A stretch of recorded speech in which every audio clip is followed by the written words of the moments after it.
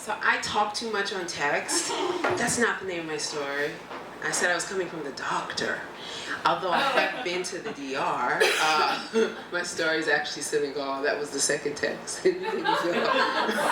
But they say that I text too much in my text, so it's a lesson for me. But Senegal, your daughter is home. Senegal, Sindo Magani. Senegal, Sindo Monya BC. We worked that chorus out in Harlem when some artist friends of mine were here visiting on 116th. They love to feed me because they know I love to eat. And they know if there's acheke, Toni is going to eat a lot.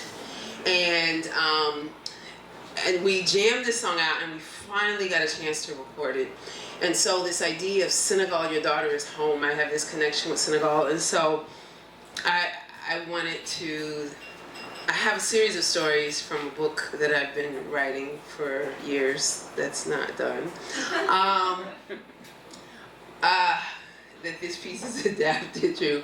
And it bugs me out that most people don't even realize that the flight from New York to Senegal is like 7 or 8 hours, like a little more than a flight to LA. You know, the same time it takes to get to Seattle, and yet they act like going to Africa is so far away. And so I remember the first time my plane landed in Dakar. I was so happy not to be the other passengers who had 11 more hours to go to South Africa. Because I had been to South Africa a lot, but I hadn't been to Dakar. And Dakar, the capital city of Senegal, is located right on the Atlantic coast. So the ocean, the air, you can feel it, you can smell it. And when the plane was landing and it had landed and we were getting off, I was like dipping my head in and out of the windows. Because I had been to other countries, but for some reason I always had this connection to Senegal. And so I was excited to be home. I was amped like a toddler who had eaten a bag of Skittles. Like my mouth was wide open, I was speechless. I reverted back to little Toni. She was sometimes shy, and sometimes just plain quiet, like she didn't want to talk to any of y'all. Nope. She preferred the voices in her head, because she was always having conversations there. And then, "This is so cool," came out of my mouth. And the woman in front of me turned around as if I was speaking to her, and I smiled back with my lips and my eyes, and my whole face was glowing. And so this stone-faced sister smiled back at me. Her painted on eyebrows, you know how they do sometimes, they stood up to greet the morning sun. It was very early in the morning.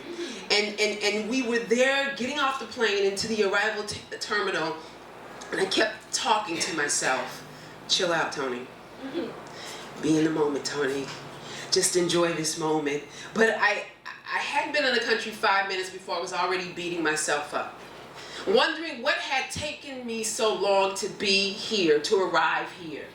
I lived in DC many years. I knew Senegalese food. I knew the dance. I knew so much. Why did it take me so long to come here? And then I started thinking about my family members. The men in Senegal look like the men in my family. The women in my family look like they're from Ghana. And yet West Africa, it just seemed to be this faraway place that I couldn't get to. So I calmed myself, I caught my breath, and I was still thinking about this pilgrimage. And I had this idea that people of African descent in America, it should be like a rite of passage. When you turn 18 or 21, you need to go home, right? Or maybe 28 for your Saturn return, you know? I mean, we buy clothes, we buy cars, we buy all kinds of things, and we don't make it a priority. And so I was in the luggage area doing that Virgo thing, self-critiquing, frustrated with myself, shaking my head, and then wondering why I didn't take advantage of those cute Senegalese boyfriends at Howard and UDC, or my dance partners at Kilimanjaro nightclub in Adams Morgan. I could be speaking fluent Wolof as much as I hung out with them eating jebujin and yassa. The State Department expediter was there to greet me, and he provided the diplomatic treatment. See, when you work with the embassy, you get this little extra treatment. And he moved through customs so efficiently, you know, with that little francophone smoothness. overdressed for the occasion. Perfect French, over-articulating. Man, I never went through customs so fast. Woo! That was diplomacy at work, honey. Now, it was my 5th or 6th trip to Senegal when I was in the country for an NBA basketball camp. There's an academy where they train the young players to prepare them for scholarships so they don't get turned out when they come to the US or Europe. And I was in Sali, which is not far from Ches, where the Seed Academy is. And I was going to be teaching. And I remember getting an email from a friend who I found out was there. It's actually not a friend. It was actually my first love, my ex-boyfriend. And I hate saying ex-boyfriend because I have so many ex-boyfriends and it sounds crazy. So, but he's one of my best friends, like 20 years later. But he says, you need to see someone. I was like, yes, Baba, what are you talking about, see someone? He's like, you need to see someone. You need to get some spiritual support to get your life right. Now, he came to America to live the American dream and make a lot of money. And I was here to live my dream. Didn't really think about money, so he and his father always thought I was a little special. His cousin spoke mostly Wolof, no English, and my French sucked, but he still was the guy assigned to pick Toni up the next day. And he came in a taxi. It was a long, quiet ride. We drove 40 minutes and stopped in an auto shop. He pointed to a tree stump, sit down, Toni, and walked away.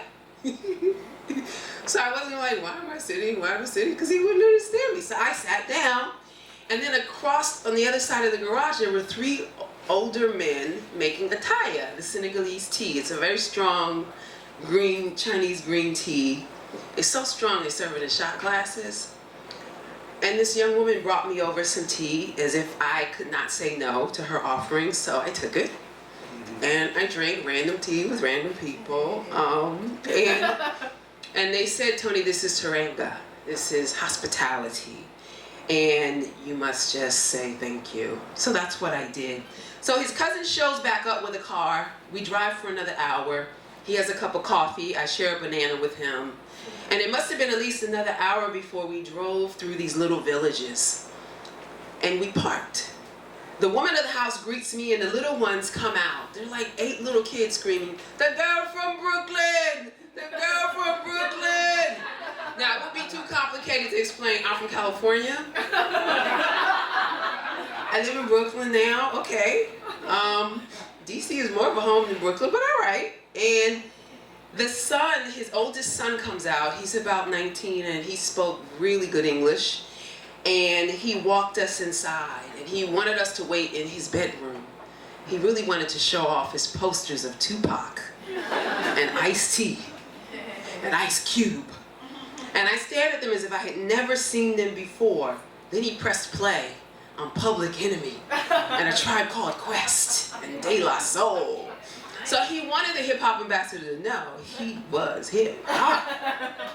And then he started to talk about his love of Tupac. Everybody loves Tupac. Every country I go to, I swear, they say the first question in Thailand, Miss Toni, is Tupac alive? In the Philippines, Miss Toni, did you meet Tupac? Do you know Tupac? Is Tupac really dead? In South Africa. You know, and so there's this thing. So I wasn't surprised. I laughed along with him. And then he came and gave me instructions to go out back and to bathe. And I went out back, and there's this big open space with a big tub in the middle. With a bunch of herbs in it. And then they brought some more herbs out and closed the gate as if I was having privacy. And I was supposed to bathe in that water to prepare for the session with the mystic. So that's what Baba said he was, a spiritual counselor. And this is the guy that all the wrestlers go to who win all the time. And Akon went to him twice. So there I was to get my blessings and to pick up some stuff to take back to the States. And the sun was high, so the water was warm, and I finished cleansing myself and cleansing my soul, and for some reason I felt different. Maybe it was being naked in Africa in the sun, I don't know. But I felt something that happened, and so we went and sat inside a little hut on the side of the house, and it smelled of that scent. And I know my girlfriend from Gambia calls it what? Chirai. Is that what? Chirai. T-H. Yes, Chirai. And it was just this moment where he asked me how I was doing, how was I feeling, and I just started to cry. And in that moment, I realized I needed to release, and it's that release that needs to happen when you are a woman of African descent, born and raised in this country here, which is why we must make the trip. He asked if I had questions or concerns, prophesied on my life and what great things would happen. Of course, told me I needed a husband. And an African man would suit me best. I said, yeah. But I'm done with Senegal, brother. I'm done with Senegal. But I just received, And so I was sitting there, and there are times when I'm in love with my own life. Like, I'm just loving my life because it's as if I am both the actor and the audience. It's like some unknown force is writing the script, right? And I feel sorry for those people that don't have lives that feel like movies. Like, what the fuck are you guys doing here? Like, you're gonna die. I'm an artist and a performer, and I spend a lot of time by myself. So in my solitude, these are the things that come up in my mind. And so the next day, I left the rural and tourist area for the big concert in the city because I was there for the workshop and also for the concert. So we went back to Dakar, and I was to perform with some of the top acts in Senegal. And many of the guys I already knew, and I knew the women artists, and we had rocked the crowd. Like, it was just this amazing experience of what I like to call hip-hop heaven. And I thought about the beauty of Senegal, and that mystic meeting had me in this sort of zen-like space. And I reflected on the country, and it was like with fresh fish from the ocean and seats on the edge of the sky. We were sitting there on the beach listening to the sounds of Orchestra Baobab playing from large boom boxes. The salty air was tickling my skin, and we were sitting in the moonlight with musicians, eating a dinner of fresh fried fish and plantains fried right there near the water. It's a memory I'll never forget. I closed my eyes. It was literally 3:30 in the morning. My head was nodding nonstop, and I rocked softly from side to side, and I felt like maybe I must be dreaming, or maybe this really is a movie. 2,000 people had come to this concert the night before, with some of the biggest names in West African hip-hop sharing the stage. Freestyles were flipped in Wolof, French, Bambara, Twi, Fulani, Igbo, English by some of the baddest performers I have ever felt in my life. Like, I could feel each and every one of them, and it left me sleepless in Senegal. So I stayed on that beach until the sun came up. I was too hyped. We just kept singing and rapping and freestyling and vibing as the sunrise blanketed the earth. There are places in Senegal where the earth and the water and the sky touch as if it's a landscape painting. The beauty is surreal. I found myself having this experience in several countries on the continent. And I could hear the drums in the background. At first I thought they were in my head, but there was someone playing drums in the background. We rhymed and we spit until the very last moment. I had packed early, so all I had to do was get my stuff from the hotel the next night after visiting all of my new family and my old family. Of course, I have two exes who think I'm supposed to go see their family whenever I go. And I have to deliver stuff, you know, makeup and nail polish. And so there I am with the moms of my exes. Hilarious. So there we were in front of the airport. Babacar, my driver, had pulled us up, and I saw all these familiar faces. I've never been sent off like that anywhere in the world. There were MCs, there were DJs, there were dancers, there was a video guy. even a few of the wives and the girlfriends. Now you know you were a hit when the women aren't mad at you for their men loving you. Really? And so we started to rap. The expediter took my suitcases and, you know, gave somebody $20 to make it all happen. And the flight was 2 hours late, so we didn't even need to rush. And so there we were in front of the airport, and then GB Daddy started to and then BugHouse started to sing a melody, and then somebody had a guitar. I don't know where it came from, but they just started playing it. And there you know, we were having a cipher. And the photographer Mal started shooting it, and the security guards came out and asked what we were doing, and then they turned around and walked off. So we got open. And I tell you, it was the first time I ever cried in a cipher. The cipher is that circle of sharing in hip-hop music and culture where people get together and they build. It's as ancient as mankind. In every culture, we drum in ciphers, we dance in ciphers, we pray in ciphers, we eat in ciphers. The circle, there we were, rapping, and I was crying. We rhymed, we spit until the very last moment when I had to get to the gate. I rushed through security, my forehead was sweating, and finally made it into the plane bound for Ghana. And I sat next to a Muslim American woman and talked with she and her daughter about the most basic things I could think of. It was the only thing that kept me from crying again. I had to take my mind off of what I was leaving behind. I did not want to leave. I did not want to go home. I was at home. She pulled the poetry book out of her bag because she got excited that I was a poet, and I thought, here we go.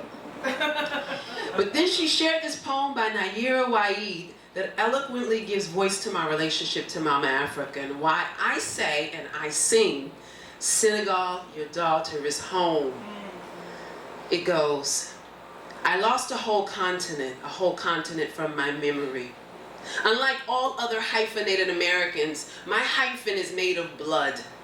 When Africa says hello, my mouth is a heartbreak because I have nothing in my tongue to answer her. I don't know how to say hello to my mother. But now I hug her. I have been so many times that I am completely at home in the west, in the central area, in the southern area. Have yet to be to the east, but I shall get there soon come. I hadn't found myself. I hadn't had some deep revelation about being African. I had that when I was probably 4 years old. But somewhere in that circle, in that cipher, I found my heart again. I found peace sitting there with the mystic in some small village. And I left the car flowing with clarity about what makes my heart sing. I fell asleep on the plane. My head was still nodding to the beat inside of my head. And I fell asleep watching the movie in my mind. Senegal.